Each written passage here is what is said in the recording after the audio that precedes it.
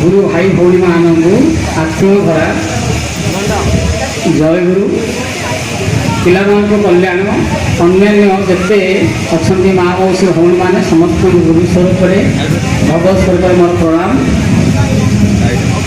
यहाँ तो बहुत कथा आलोचना सरला शेष में मात्र मु दुई पद कथा कहबी केवल गुरु कथा कहबी नामर महत्व संपर्क में कहबी आ गीता संबंध में सूचना देती पदुटा मात्र कथा कहबी विशेष किसी कहबी ना समय अभाव दृष्टि संक्षेप में कई पदर कहबी ये रणपुर कथा कहबी समय थिला बोधे 1970 मसीहा परवर्ती समय कथा घनश्याम ठाकुर जी भी होती आम गुरुदेवर पर पूज्य ठाकुर से घनश्याम ठाकुर थे गोड़ीकिल यूपी स्कूल को आसी से बड़ मार्केट हूँ रणपुर थे बुलिया को आसते केते जन भक्त हुए अन्य मैंने आम बाबा भक्त नुहति से गीता तत्व बाबद भगवत बाबद किसी जानी इच्छा प्रकाश करते तेणु कहले बाबा आम गोटे गोष्ठी करुचु आपड़ी आसतु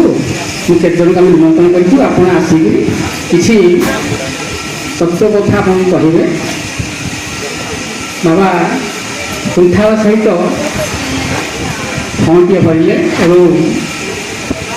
स्कूल को फेरले थे बाबा सहित कहले बाबा एमती रणपुर में केत जन व्यक्ति विशेष मत तांकर गोटे प्रवचन कार्यक्रम चली मत कहते आप जोगदेवे जदि आमर इच्छा नाला आप पाखे अच्छा से निमंत्रण कर निमंत्रण को प्रत्याख्यान करना तेणु मुझे आसबे कहीदे कौन करूँ कह ठीक अच्छे जब कहीदे तो जीवन पड़ो आ बाबा तो जानते निर्धारित समय और निर्धारित समय अव्यवहित पूर्व आसिक पहुँचती से ठीक समय पहुँचले जहाँ जमी विपद कथा से कही सारापर बाबा जो पाली पड़ा से जड़े युवक बंधु हुए तो भावुँ मुझे पारि थाए जे सब मद्यपान करते गोटे हिताहित ज्ञान किसी नाला से गोटे प्रश्न पचारे बाबा को कौन पचारे से प्रश्नटी हूँ या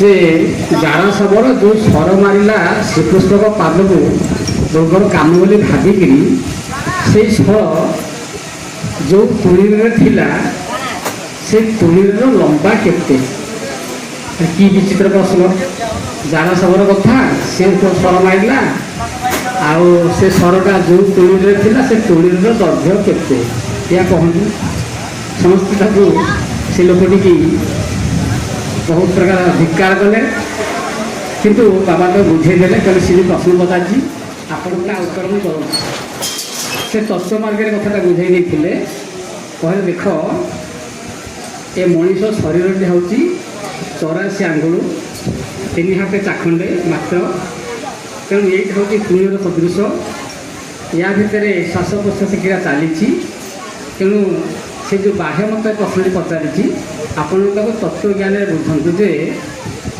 जदि से तुणीरटा पिठी पटे झुलू थाए ताहले निश्चित भाव से आंठू तल को केवे हो न तेणु से तुणी लंब केते हम ना 3 हाथ चाखेंडे विजुक्त आंठू ठारू पाद पर्यंत जी लंबा से तो विजुक्त करगला जी से हूँ तुणीर लंबा ये कहला से कौन बुझला कि जानी ना ठीक ठीक ठीक ठीक बाबा जी ठीक कथा कहते बढ़िया कथा कहले कौन भावना कहले खुशी होगी आसिक मो सत्य आलिंगन करने से दौड़ी आसे स्टेज भर को से सुजोग मत दिगला तेणु ये भाव में ये जो नामर महत्व कथा आ पदुटी कथा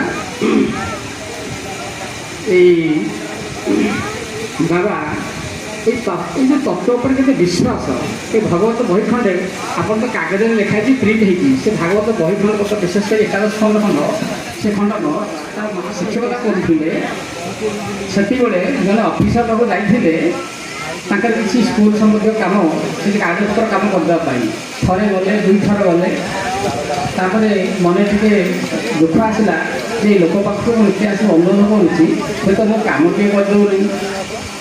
ତେଣୁ ଯେ ତୃତୀୟ ଥର ଯେତେବେଳେ ଗଲେ ସେ ଆମେ ନ ଦେଖିଲା ଭଳିଆ ସେ ଅଭିନୟ କଲେ।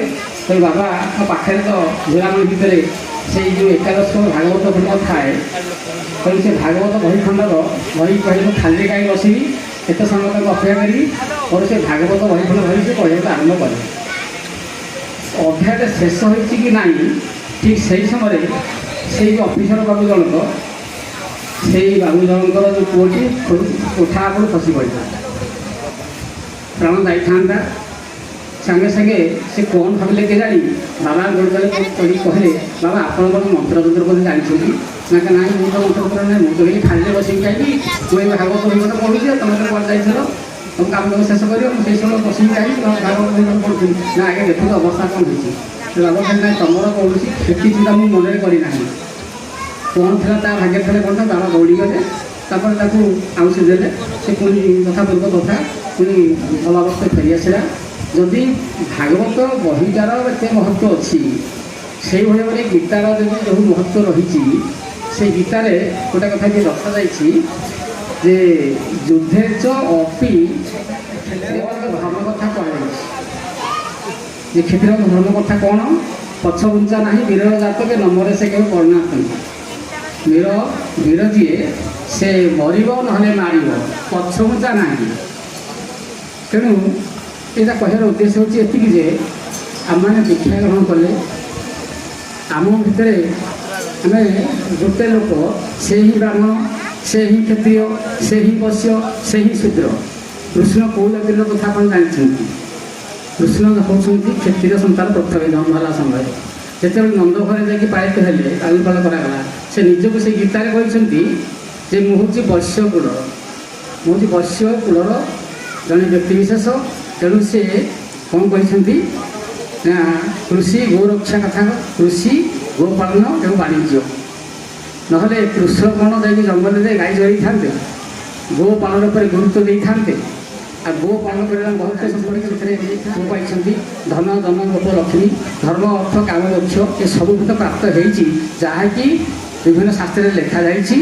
ତାହା ମଧ୍ୟ ବହୁତ ପ୍ରମାଣିତ। ଦିলীପରାଜାଙ୍କ କଥାଠୁ ଆରମ୍ଭ କରି ବିଭିନ୍ନ କଥା ଅଛି। ଗୋବରର ମହତ୍ତ୍ୱ, ଏବଂ ଯଦି ଗୋ ବିଜ୍ଞାନୀ ଆସିଥାନ୍ତେ ତାହେଲେ ଆପଣ ସେ କହିଥାନ୍ତେ ସେ ଗୋମୂତ୍ରର କେତେ ଉପକାରିତା ଅଛି। ଯଦି ସେଥିରେ କିଛି ଗୁଡ଼ ମିଶାଇ ଗୋମୂତ୍ର ବାଲ୍ଟିରେ ଯଦି କିଲେ ଖଣ୍ଡେ ଗୁଡ଼ ମିଶାଇ ପାଣି ଆଉ 10 ବାଲ୍ଟି ଢାଳି ଯଦି କୌଣସି ଏକ ମାଣ ଜମିରେ ତାକୁ ଢାଳି ଦିଆଯାଏ, ତାହେଲେ ଯେତେ ଅନୁର୍ବର ଜମି ହେଇଥିଲା ମଧ୍ୟ ଉର୍ବରତା ବୃଦ୍ଧି ପାଏ, ଫସଲ ଭଲ ହୁଏ। ତେଣୁ ଗୋମୂତ୍ର କଥା ଜାଣିଛନ୍ତି, ଗୋବର ତ ପ୍ରତ୍ୟେକ ଆମର ଦରକାର। ତେଣୁ ଆମେ ସମସ୍ତେ ଯେଉଁ ପୁରୁଣା କଥା ଯେଉଁ ଭୁଲି ଯାଇଛେ, ସେସବୁ କଥା ଭୁଲି ନ ଯାଇ ଆମେ ଗୀତଶାସ୍ତ୍ରର କଥା ଅନୁସାରେ ଆମେ ଏବଂ କୃଷ୍ଣ ଯିଏ ହେଉଛନ୍ତି କୃଷ୍ଣକୁ ସ୍ୱୟଂ ଭଗବାନ, ତେଣୁ ସେଇ କଥା ଅନୁସାରେ ଆମେ ଗୋପାଳନ କରିବା, ତାଙ୍କୁ ଗୋମାତା ରୂପରେ ପୂଜା କରିବା। ଆଜିକାଲି ତ ଗୋ ସଂଖ୍ୟା ଆସ୍ତେ ଆସ୍ତେ କମିଯାଉଛି। ତେଣୁ ସେ କ୍ଷେତ୍ରରେ ଆମେ ସେଇ କଥାକୁ ଆମେ ପ୍ରଥମେ ଧ୍ୟାନ ଦେଇ ଗୋପାଳନରୁ ବଞ୍ଚିତ ହେବା ନାହିଁ ବା ଗୋପାଳନ ପ୍ରତି ଧ୍ୟାନ ଦେବା। ଏବଂ କ୍ଷତ୍ରିୟ ଧର୍ମ କଥାଟା କୁହାଯାଇଛି। ଆମେ କାହିଁକି କଥାଟା କହିଲି ଏଇଥିପାଇଁ ଯେ ଆମେ ତତ୍ତ୍ୱ ଗ୍ରହଣ କରିଛେ, ତତ୍ତ୍ୱ ଜାଣିଛେ କ'ଣ ବୋଲି। କୌଣସି ଚାପ କିମ୍ବା ତାପ, କିଛି ଚାପ ହେଇପାରେ, ଯେ ମାନସିକ ଚାପ ହେଇପାରେ ବା ଅନ୍ୟ କୌଣସି ଚାପ ହେଇପାରେ, ପାରିବାରିକ ଚାପ ହେଇପାରେ, କିମ୍ବା ଅନ୍ୟ କୌଣସି କାରଣ ଯୋଗୁଁ ଆମେ ସେ ତତ୍ତ୍ୱ ମାର୍ଗରୁ ଆସ୍ତେ ଆସ୍ତେ ଦୂରେଇ ଯାଉଛେ। କାହିଁକି ଏ କଥା କହିଲି ନା, ଗୋଟେ କଥା ହେଉଛି ଯଦି ମନେ କରାଯାଉ ପୁରୀରୁ ଭୁବନେଶ୍ୱର ଜଣେ ଲୋକ ଯାଉଛି, ତାକୁ କେତେ ସମୟ ଲାଗିବ ଗତି ବା କେତେ ବେଗରେ ସେ ଯାଉଛି। ଆମର ତା'ମାନେ ଗୁରୁଙ୍କର ପାଦପଦ୍ମରେ ଆମ ଲୟ ରଖିବା ପାଇଁ, ଧ୍ୟାନ ରଖିବା ପାଇଁ ଆମେ ମନଠୁ କେତେ ସ୍ପିଡ଼ରେ, କେତେ ଜୋରରେ ଆମେ ଯାଉଛେ। ଆମ ଭିତରେ କେତେ ସେଇ ଯେଉଁ ଆଧ୍ୟାତ୍ମିକ ଚେତନା ବା ଗୁରୁ ଚେତନା କେତେ ପରିମାଣରେ ଜାଗ୍ରତ ହେଇଛି ଯେ ଆମ ମନଟା ଦୌଡ଼ୁଛି। ଯେତେ ଯାହାର ମନ ଦୌଡ଼ିବ ସେ ଗୁରୁ ପାଦପଦ୍ମ ଆଡ଼କୁ, ସେ ନିଶ୍ଚିତ ଭାବରେ ସେତେ ଶୀଘ୍ର କ'ଣ ହେବ ନା ସେ ଗୁରୁତତ୍ତ୍ୱ ପ୍ରାପ୍ତ ହେବ। ଏବଂ ସେ ଗୁରୁ ତତ୍ତ୍ୱ ପ୍ରାପ୍ତ ହେଲେ କ'ଣ ହେବ, ତା ଜୀବନ ସଫଳ ହେବ।